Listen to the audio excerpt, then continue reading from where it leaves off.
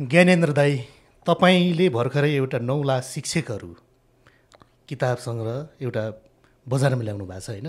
यो भित्र मैले अब सबै त पढ्न सकिनँ, पढिरहेको छु होइन। मैले पढेअनुसार यहाँभित्र एउटा जनजातिको कथा पनि अलिकति आएको रहेछ होइन, माझी महिला होइन। केही वर्ष अगाडि तपाईँले मसँग एउटा इन्टरभ्यूमा भन्नुभएको थियो, अहिले त किताबमै लेख्नुभयो होइन, अगाडि भन्नुभएको थियो 2 वर्ष अगाडि जस्तो लाग्छ मलाई। हाम्रो देशको नेतृत्वमा चाहिँ जनजातिहरू जानुपर्छ, जनजातिहरूले देश बनाउँछ भनेर भन्नुभएको थियो, किताबमा पनि जोड्नु भएको रहेछ। एकचोटि प्रश्न पारिदिनु न त, यो चाहिँ के भन्न खोज्नु भएको? के हो भने मैले यो किताबमा लेख्नु जनजातिसँग सम्बन्धित कुराहरू उल्लेख गर्नुको मुख्य कारण चाहिँ के हो भने मेरो ब्रटअप अथवा म जुन ठाउँमा हुर्किएँ, जुन ठाउँमा उडेँ, म चाहिँ एउटा तामाङ बस्तीमा, माझी बस्तीमा हुर्किएको मानिस हो म।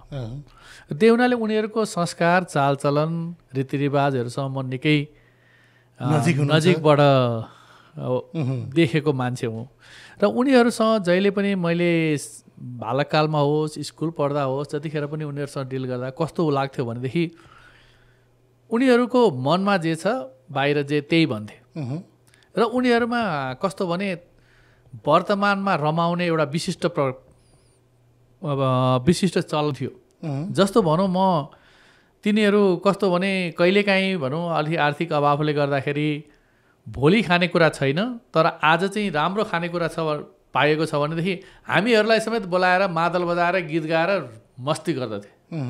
र त्यही उतापट्टि म हेर्दथेँ हाम्रो जाति भनौँ उनीहरूमा चाहिँ सधैँ डराइरहेको, मेरो पुग्दैन, मेरो सम्पन्न छन् तर उनीहरूमा जहिले पनि खिन्नता छ, खुसी छैन। अनि मैले यो जाति एकदम खुसी छ भन्ने चाहिँ मलाई लाग्थ्यो। मलाई त्यतिखेर बाल मनस्थितिमा मेरो बालकपनले पनि त्यो के सोध्थ्यो भने यिनीहरू चाहिँ किन खुसी छन्। पछि काठमाडौँ गएँ, काठमाडौँ जाँदाखेरि पनि त्यस्तै लाग्थ्यो। मानिसहरू कोठाभित्र बसेका, सबैमा रस छ, दौडादौड छ, के गर्ने भनेका छन्, कसो गर्ने भनेका छन्, तर कहिल्यै रमाएको देखिनँ मैले। तर म जब घरमा जान्थेँ जुन लागेको हुन्थ्यो, मादल बजाएको हुन्थ्यो, गीत गाएको हुन्थ्यो।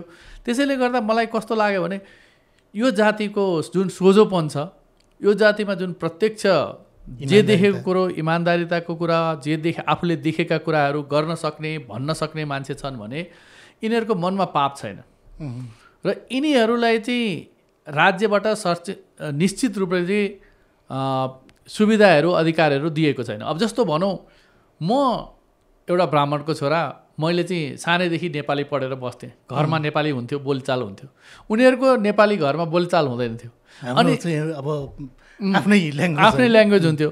र उनीहरू र म चाहिँ सँगै एउटै किताब महेन्द्रमाला पढेर चाहिँ प्रतिस्पर्धा गर्थ्यौँ। र म चाहिँ फर्स्ट हुन्थेँ क्लासमा, र म चाहिँ फुर्केर आउँथेँ, आहा म फर्स्ट भएँ भने। र त्यही जनजातिको छोरा, तामाङको छोराहरू, मेरो साथीहरू जो थिए, उनीहरू चाहिँ पछाडि पऱ्यो भनेर खिन्न हुन्थ्यो, तर उनीहरू वास्तवमा पछाडि परेका थिएनन्।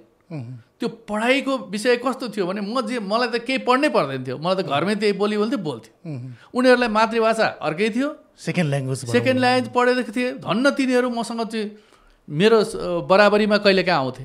भनेपछि मलाई चाहिँ के लाग्थ्यो भने राज्यले नै पनि एकदम असमान व्यवहार गरिरहेको छ त्यस्तो लाग्थ्यो। जब अब अहिले आएर हेर्दाखेरि उनीहरू चाहिँ यदि सत्तामा जान्छन् अथवा उ गर्छन् भने हेर्नु न, अहिलेसम्मको कुन पार्टीको पञ्चायतकालमा हेर्नुहोस्, अहिले हेर्नुहोस्, कहिले चाहिँ एउटा प्रधानमन्त्री हुने अथवा ऊ हुने सौभाग्य तिनीहरूले पाएका छन्। राज्यको सत्ता लिन पाएकै छैनन्।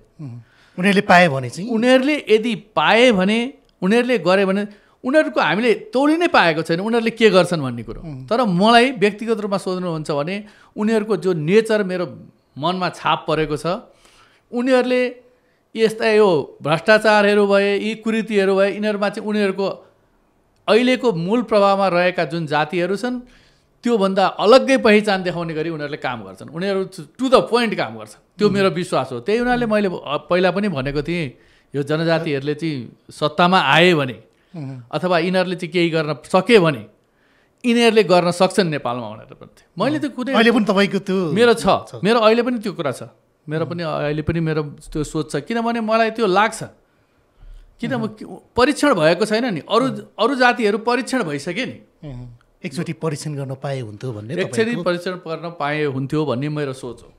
त्यो पहिले पनि थियो, अहिले पनि छ।